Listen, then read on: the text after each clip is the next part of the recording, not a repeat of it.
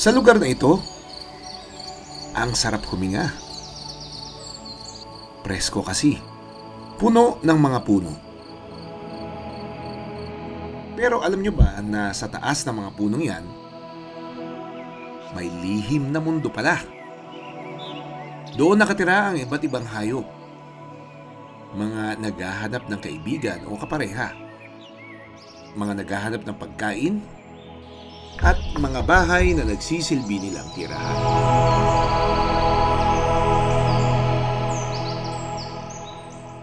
Sa matatayog ng mga puno ng Mirisbiris Garden and Nature Center sa Albay, napiling maglaro ng isang Philippine Flying Dragon. Habang nagpapahinga kami, nakita namin nakasampa siya doon sa sanga ng puno. Nakita natin yung kanyang julap. Gumaganon. Kapag binabob niya yung kanyang julap, ibig sabihin may female around. Para itong nagpupush up habang nakabuka ang kanyang kulay dilaw na patagyo o balat na pwedeng mapahaba.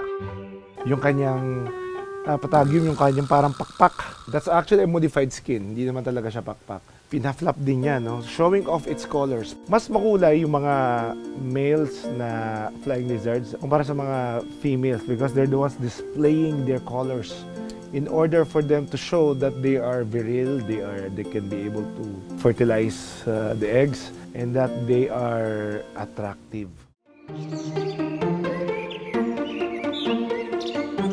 Sa matatayog ng mga puno ng Mirisbiris Garden and Nature Center sa Albay, napiling maglaro ng isang Philippine Flying Dragon. Tila may nakapansin sa ganda ng Philippine Flying Dragon. Ang isa pang kauri nito, patagong tumitingin. Sa galing nito magtago, halos naging kakulay na nito ang sanga. Maya-maya pa, mukhang ginagaya na nito ang pag-push up at pagpapakita ng julap ng naon ng flying lizard. Ayan yung female. Ito yung female. So tama nga yung hinala natin kapag merong nagdi-display ng kanyang colors dito sa isang parte ng sanga, doon sa malapit na doon yung female. Pero hindi sa lahat ng pagkakataon, naghahanap ito ng kapareha. Minsan, paraan din niya ito para bakuran ang kanyang teritoryo. Lalo na't madalas mag-isa o solitary animal ang mga lalaking flying lizard. Ang dalawang flying lizard mukhang kailangang galingan sa pagtatago. Dahil sa taas ng puno, isang gutom na paradise tree snake ang nakaabang sa kanila. Pero ang ahas tila natakot sa tunog ng kanyang narinig.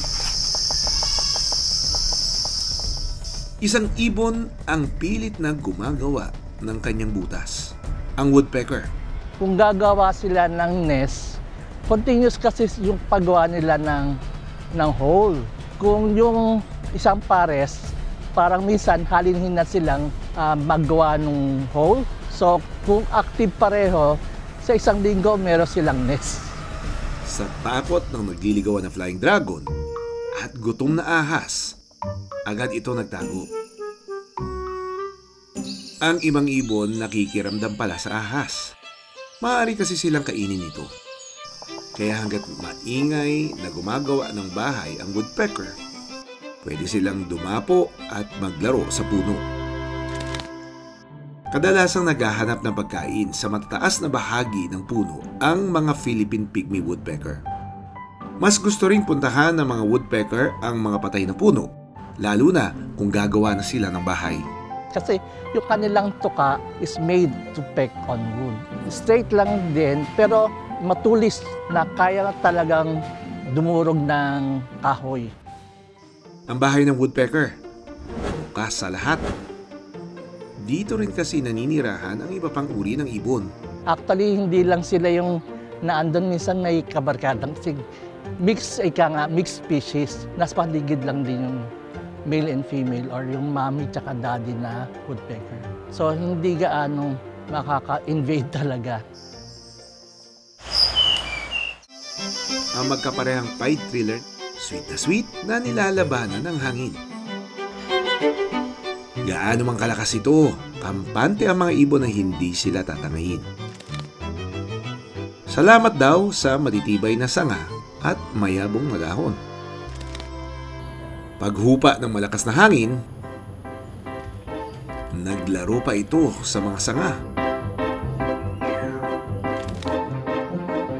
Palipat-lipat ng paglipat.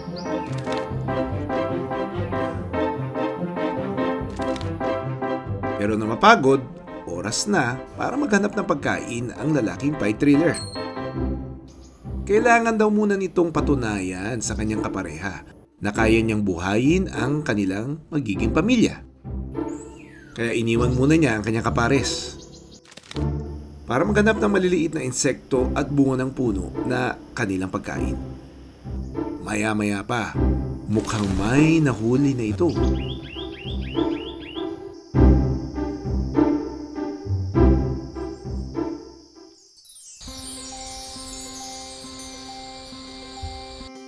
Kapansin-pansin din ang matingkad na kulay asul at kahil ng mangrove blue flycatcher.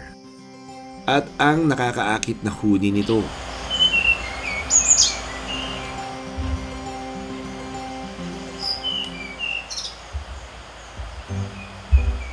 Mukhang may sinisipat ang mangrove blue flycatcher sa ibaba ng puno. Tinatansya niyang maigi kung kakayanin ba niya itong hulihin. Hanggang sa bigla itong umalis. Nakita na lang namin na nilulunok na nito ang isang alupihan. Kasi 'di ba, yung alupihan at the tail niya, merong venom yun. Pero kung maliit lang, hindi gaanong makaka-poison do sa sa flycatcher. Puno ang tahanan ng maraming buhay ilang.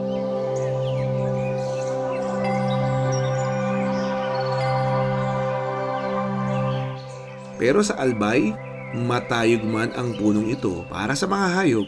Ang albay ay naka-experience ng decrease in forest cover. Meron pa tayong recorded dyan noong 2020 din na around 28,000 hectares na forest cover. So that is around 11% of the total land area of albay. Kung tutusin, ito ay medyo maliit. Dahil sa natural na kalamidad at gawa ng tao, ang mga trees, hindi lang sila nagpo-provide ng kumbaga tahanan ng mga wildlife natin. Kundi dito rin po nagkakaroon ng kanilang mga activity tulad nung sa reproduction nila. Bukod sa shelter, andun po yung food source nila. So lahat po ng kailangan ng ating mga wildlife is commonly ay nakukuha po nila sa mga trees. kaya ang gobyerno patuloy na nagtatanim ng mga puno sa ilalim ng National Greening Program mula pa noong 2011 para maisalba ang natitira nating puno at maibalik ang kagubatan. Definitely nakatulong ang National Greening Program para madagdagan ang ating forest cover. Noong 2020, yung last time na nag-survey ang NAMRIA o yung mapping authority natin, is around 7.2 million hectares. So ito ay nag-increase na ng 3% from 2015. Nagsimula tayo ng 6.8 million hectares. Pero hindi yan lahat ma-attribute mo sa National Greening Program. Puno ang isa sa mga bumubuhay sa atin sa mundo. Sa simpleng pagtatanim at muling pagpaparami nito, pwede nitong maisalba ang buhay ng mga hayop at maging ng mga tao. Maraming salamat sa panonood ng Born to be Wild. Para sa iba pang kwento tungkol sa ating kalikasan, mag-subscribe na sa GMA Public Affairs YouTube channel.